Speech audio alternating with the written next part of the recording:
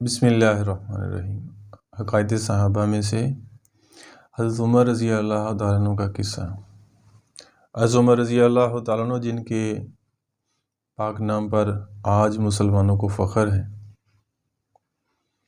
بلکہ اتنا فخر ہے غیر مسلم کہتے ہیں کہ اگر دنیا کے اندر ایک عمر اور آ جاتا تو پوری دنیا کے اوپر اسلام کا جھنڈا نافذ ہو جاتا، ایک بھی کافر جو ہے نا وہ دنیا کے اندر نہ رہتا، پوری دنیا جو ہے نا وہ اسلام کا گہوارہ بن جاتی۔ تو اتنا جو ہے نا وہ غیر مسلم آج بھی ان کے نام سے ڈرتے ہیں اور کانپتے ہیں، خاص طور پہ یہود و نصارہ، جن کے جوش اور ایمان سے آج سے 1400 سال برس بعد تک بھی کافروں کے دلوں میں خوف ہے۔ اسلام لانے سے قبل مسلمانوں کے مقابلے اور تکلیف پہنچانے میں بھی ممتاز تھے، لیکن انجانے میں ہوا، لیکن جب پتہ چل گیا تو پھر نبی کے صحبت میں آ گئے، نبی کے خادم بن گئے، حضور کے غلام بن گئے، نبی اکرم صلی اللہ علیہ وسلم کے قتل کے در پہ رہتے تھے۔ ایک روز کفار نے مشورے کی کمیٹی قائم کی کہ کوئی ہے جو محمد صلی اللہ علیہ وسلم کو نعوذ باللہ قتل کر دے۔ عمر نے کہا میں کروں گا۔ لوگوں نے کہا کہ بے شک تو ہی کر سکتا ہے۔ تو ایک آدمی جو غلط سائڈ پہ جا رہا نا اس کو پھر دوسرے پش کرتے ہیں، ابھارتے ہیں کہ ہاں بھی تو ہی کر سکتا۔ تو وہ تیار ہو گئے۔ عمر تلوار لٹکائے ہوئے اٹھے اور چل دیے۔ اسی فکر میں جا رہے تھے کہ ایک صاحب قبیلہ زہرہ کے جن کا نام سعد بن ابی وقاص تھا، بعض نے ایک صاحب اور لکھے ہیں، ملے تو انہوں نے پوچھا کہ عمر کہاں جا رہے ہو؟ کہنے لگے کہ محمد صلی اللہ علیہ وسلم کے قتل کی فکر میں ہوں، نعوذ باللہ۔ سعد نے کہا کہ بنو ہاشم اور بنو زہرہ اور بنو عبد المطلب سے کیسے مطمئن ہو گئے کہ وہ تم کو بدلہ میں قتل کر دیں گے؟ اس جواب پر بھڑک گئے، بگڑ گئے اور کہنے لگے کہ معلوم ہوتا ہے کہ تو بھی بددین یعنی کہ اسلام میں داخل ہو گیا، لا پہلے تجھے ہی میں ختم کرتا ہوں، نپٹا دیتا ہوں۔ یہ کہہ کر تلوار سونت لی اور حضرت سعد رضی اللہ تعالیٰ عنہ نے بھی یہ کہہ کر کہا کہ ہاں میں مسلمان ہو گیا ہوں، تلوار سنبھالی۔ دونوں طرف سے تلوار چلنے کو تھی کہ حضرت سعد نے کہا کہ پہلے اپنے گھر کی خبر لے جا کے، تیری بہن اور بہنوئی دونوں مسلمان ہو چکے ہیں۔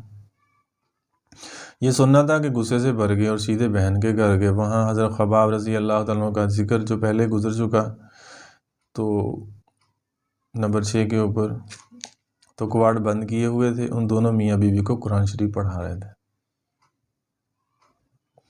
حضرت عمر رضی اللہ تعالیٰ عنہ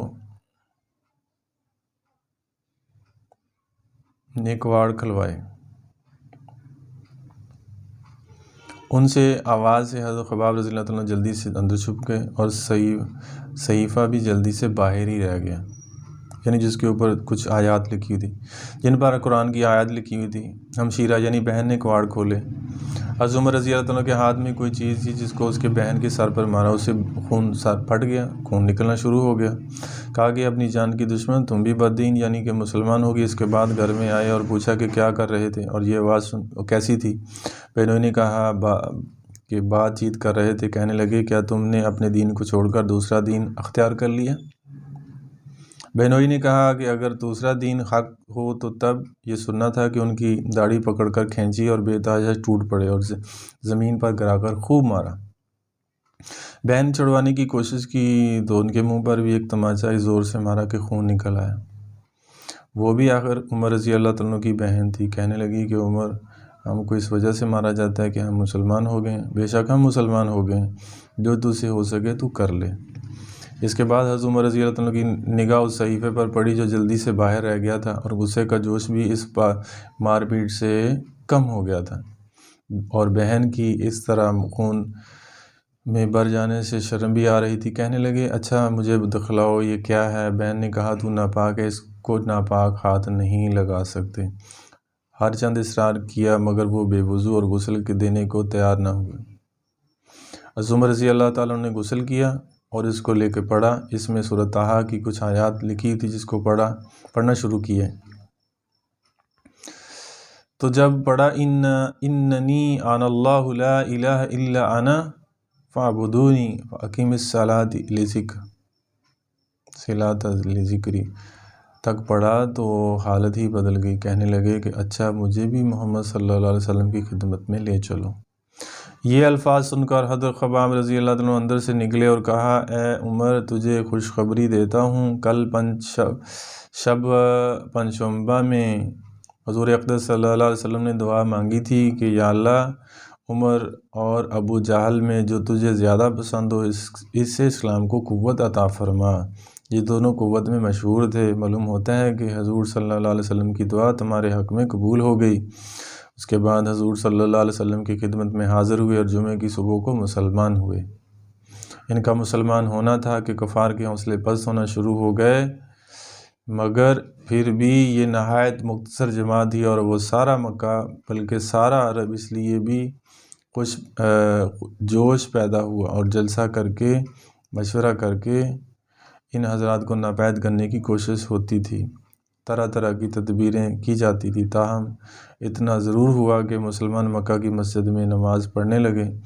عبداللہ بن مسعود رضی اللہ تعالیٰ عنہ فرماتے ہیں کہ عمر رضی اللہ عنہ کا اسلام لانا مسلمانوں کی فتح تھی اور ان کی ہجرت مسلمانوں کی مدد تھی اور ان کی خلافت رحمت تھی۔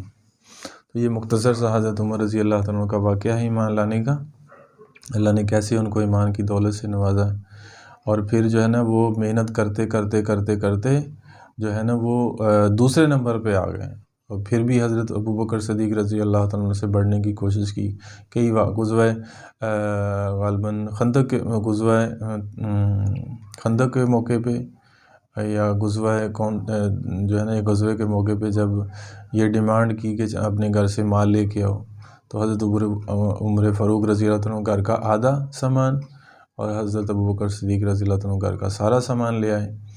تو بظاہر دیکھنے میں حضرت عمر رضی اللہ عنہ کا زیادہ تھا، لیکن وہ تھا پورے کا آدھا۔ لیکن حضور پاک صلی اللہ علیہ وسلم نے جب دیکھا حضرت ابوبکر صدیق کا، تو وہ سارے کا سارا تھا لیکن وہ آدھے سے کم تھا، لیکن پھر بھی اس وقت پھر فرمایا کہ میں حضرت ابوبکر صدیق سے آگے نہیں بڑھ سکتا۔ تو یہ تو ان کی زندگی کے پھر 22 لاکھ مربع میل کے اوپر حکومت کی، جس طرف بھی جاتے ہیں اور اسلام کے جھنڈے کاٹ دیتے ہیں، ایسے بہادر شخصیت کے مالک تھے۔ پھر فرمایا کہ یہ اعزاز حاصل ہے کہ اللہ کے نبی صلی اللہ علیہ وسلم نے فرمایا کہ میرے بعد اگر نبی ہوتا تو عمر ہوتا۔ آج بھی ہم نے دیکھا ہے، اپنی آنکھوں سے دیکھ کے آئے ہیں الحمدللہ، کہ آج بھی روضہ اقدس کے اندر حضور پاک صلی اللہ علیہ وسلم کے لحاف کے اندر جو ہے نا وہ آرام فرما رہے ہیں۔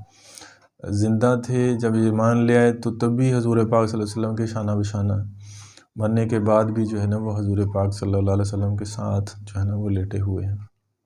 تو جب اسلام لے آئے تو فرمایا کہ چلیں بھی آج پھر مکے کے اندر اعلانیہ جو ہے نا نعرہ تکبیر کا آواز بلند کرتے ہوئے خانہ کعبہ کے اندر جا کر جو ہے وہ نماز ادا کرتے ہیں۔ پھر اعلان کر رہے تھے، آجو بھی جس نے مقابلہ کرنا ہے۔ تو اللہ جل شانہ ہمیں بھی ان جیسوں کی بہادری کا گزرا نصیب فرمائے، اور آقا علیہ الصلوۃ والسلام کے نقش قدم پہ اور ان کی مبارک زندگیوں کو پڑھنے کے بعد ان کے اوپر عمل کرنے کی اللہ ہمیں توفیق نصیب فرمائے۔ آمین ثم آمین۔